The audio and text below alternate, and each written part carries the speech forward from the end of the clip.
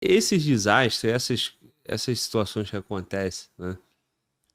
Qual é a tua leitura, até que ponto isso é desejável, né? Até que Sim. ponto isso é provocado, né? Uhum. Não sei até que ponto o senhor se comunica com o potencial dessas forças ocultas em provocarem isso aí, ou Uhum. se seria só uma questão realmente da natureza, né? Nós temos uma conjunção de fatores. O planeta tem um ciclo natural dele de modificações. Né? Se você estudar nos estratos geológicos, se você for realmente procurar na geologia e na arqueologia, nós vamos encontrar evidências de alterações climáticas no passado. Inclusive, apenas para deixar registrado, os russos dizem que nós estamos indo para um esfriamento e não para um aquecimento. Ok? E segundo os sinais estão mostrando em relatórios, nós vamos ter um inverno bastante rigoroso aqui, né, no Brasil. Muito bem. Na América Latina, há um ciclo natural. Nós estamos tendo um aquecimento, um aumento de atividade do núcleo do planeta. Nós estamos tendo um aumento de atividade solar do ciclo 25. O pico do ciclo está se aproximando. Vocês devem ter acompanhado o aumento de tempestades solares. E isso, naturalmente, tem um efeito sobre o planeta. Né? Nós estamos aí com o cinturão de fogo, os vulcões do Pacífico, também aumentando a sua atividade, e tudo isso gera um movimento. Mas também há a questão da interferência humana, que também acontece. Ela não é determinante, mas ela realmente acontece. Agora, volto a dizer, as fotos que eu vi da enchente de 1941 no Rio Grande do Sul, quando você vê alguns prédios de Porto Alegre, a água estava mais ou menos na mesma altura. Nós precisamos ter planos de contingência. Nós não temos no país planos de contingência de aplicação imediata. Agora, que há uma alteração sensível no planeta, por exemplo, há uma coisa chamada anomalia do Atlântico Sul.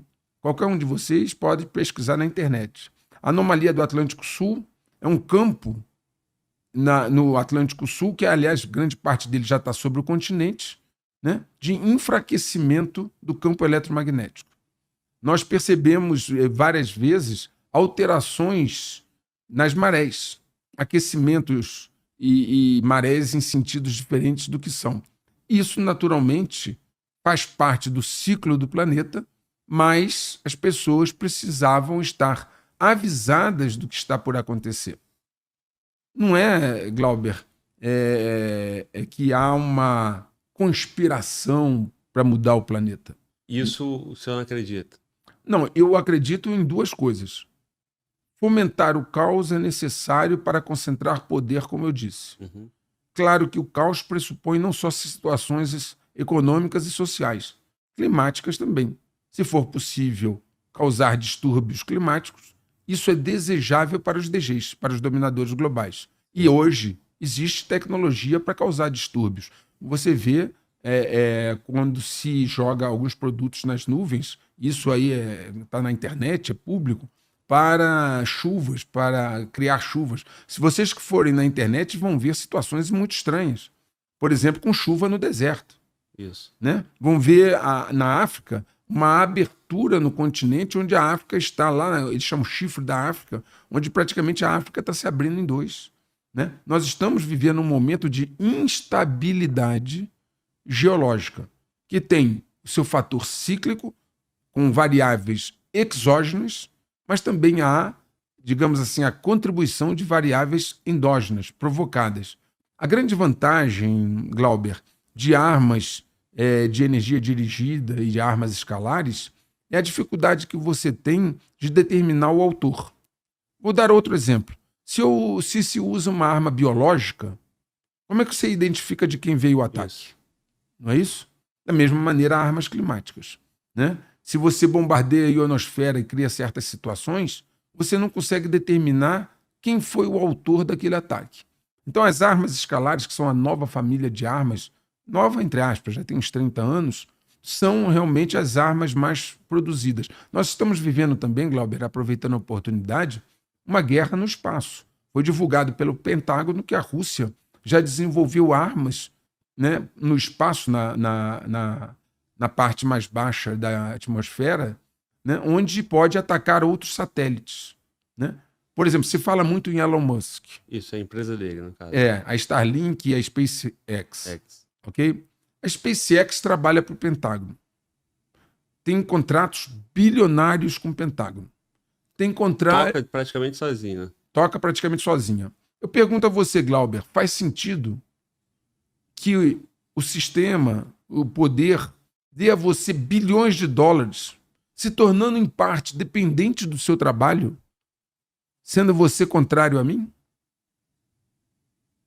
Não. Não atende uma lógica. Sim.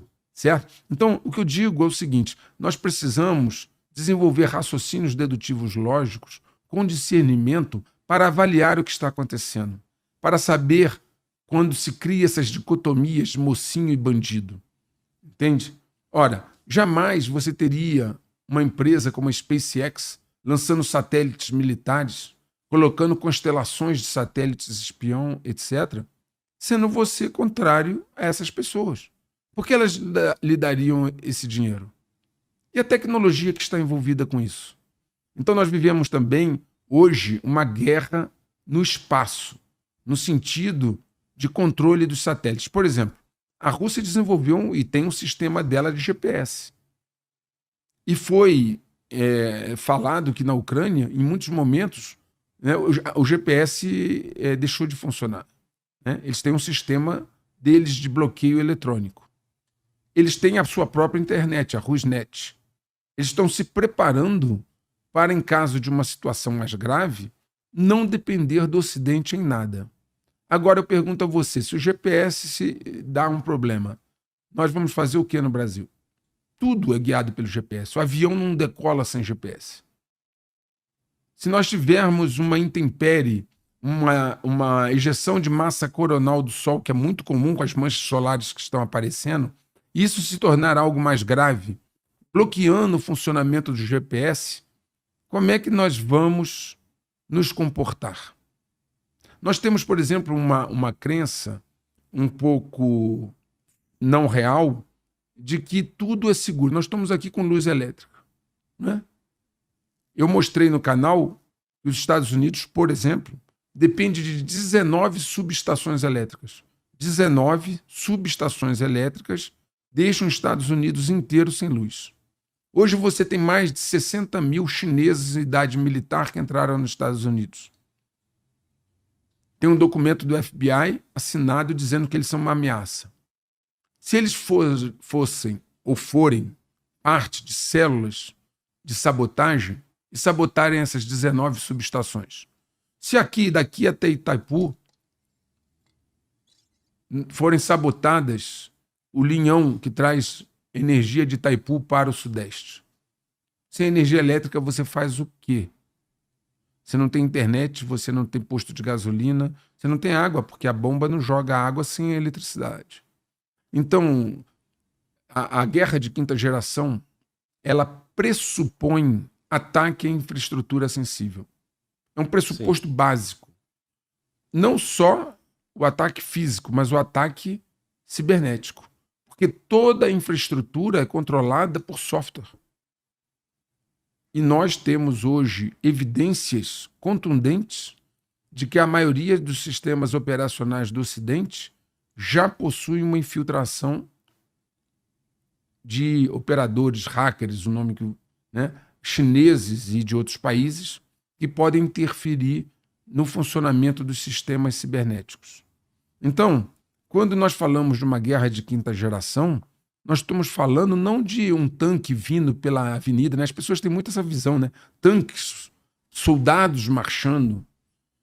Isso já não é fundamental quando você tem um ataque cibernético, você tem um ataque econômico que pode gerar muito mais perdas do que um ataque real.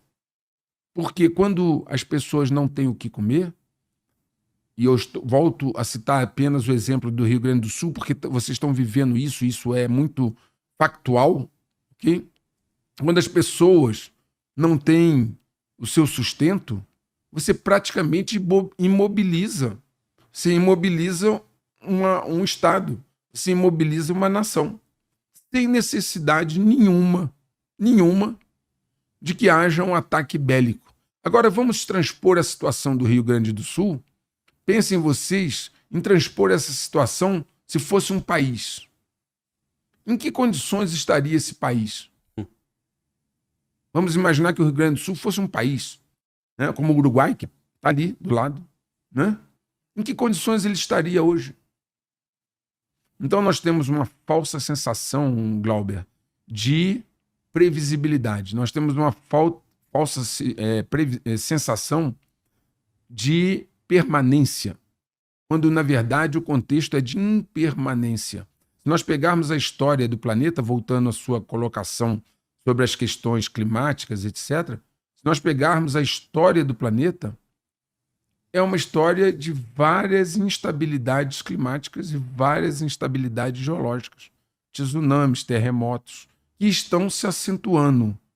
Ok? Eu estimularia aqueles que nos ouvem e veem a fazer uma pesquisa sobre os padrões de terremotos no passado e atuais. E o fato de estar tendo em volumes maiores pode ser essa influência, né? E aí, quando tu fala da guerra de quinta geração, ela vai incluir tudo isso, inclusive a espacial também, ou já seria uma evolução? Não todas. Porque a guerra ela é híbrida, ela é em várias frentes. Sim. Certo? E isso inclui também a questão espacial.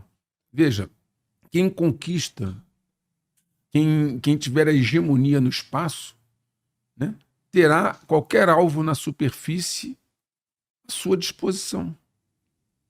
Por quê? Inclusive para esses ataques aí. Inclusive para esses ataques. Okay? Há uma corrida hoje da China, dos Estados Unidos e da Rússia para controlar o espaço próximo. Porque de lá você pode, primeiro, capturar inteligência, dados, informações sobre qualquer movimento de tropa sobre a superfície. Você pode monitorar o seu inimigo em tempo real. Você pode desenvolver armas de ataque a partir de lá, da baixa atmosfera. Você pode, efetivamente, conquistando o espaço, submeter certa... Eu vou dar um exemplo. A Ucrânia, vamos dar um exemplo bem prático. A Ucrânia dependeu da Starlink para poder ter comunicação durante a guerra. Se não fosse a Starlink, os ucranianos não teriam comunicação. Foram os satélites do Elon Musk, da Starlink, que propiciaram aos ucranianos comunicação durante a guerra. Sem isso, eles teriam ficado em grande desvantagem logo no início da guerra. Então, aí nessa questão do GPS, né, nessa guerra espacial, os Estados Unidos está sendo representado por uma empresa privada, basicamente, né? Uhum. Nesse confronto aí com o russo e com o chinês, o Putin ele fez umas falas, uns ataques em relação à SpaceX. Uhum. Quem leva vantagem se quem está mais evoluído? A SpaceX está mais evoluída ainda que o satélite russo? É difícil saber pelo seguinte, Glauber, enquanto no Ocidente essas informações são mais evidentes, nós não sabemos. É fechado. É. Nós não sabemos exatamente o que ele tem à disposição dele. Voltando a uma coisa muito factual, para que você possa se situar nesse contexto. Quando começou a guerra da Ucrânia, todos achavam que a Rússia já tinha sido um gigante, que agora estava fraca, e vinha aquela conversa toda tipo Hollywood. Só que hoje a Rússia tem uma tecnologia hipersônica de mísseis, né, que não pode... Esses mísseis são praticamente impossíveis de serem detidos. A Rússia privilegia submarinos. Inclusive, a Rússia tem uma classe de submarinos especializados em cortar cabos submarinos para bloquear a internet. É um tipo de submarino chamado Loncharik. Ele desce até 6.000 metros no mar e ele corta cabos submarinos. Em 2018 ou 2019, nós tivemos uma situação muito perigosa no litoral do Alasca, quando um submarino desse estava mapeando os cabos submarinos que saíam dos Estados Unidos. Vai um submarino na frente dessa classe de mapeamento, Loncharik, e vai sempre um submarino nuclear de grande porte escoltando. E houve um confronto entre um submarino americano e esses submarinos russos. Os russos divulgaram 32 mortes e os americanos não falaram nada.